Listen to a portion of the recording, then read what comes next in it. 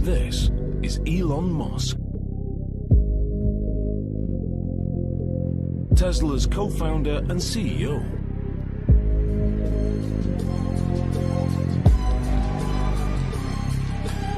Elon is an inventor and a maverick entrepreneur, one of America's youngest billionaires. If you're starting a company, you need to work super hard.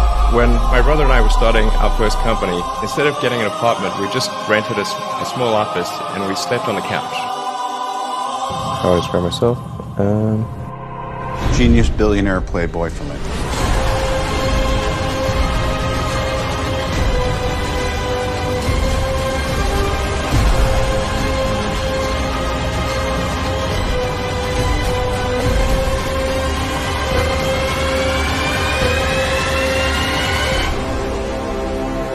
When critics say you can't do this, your answer to them is, We've done it.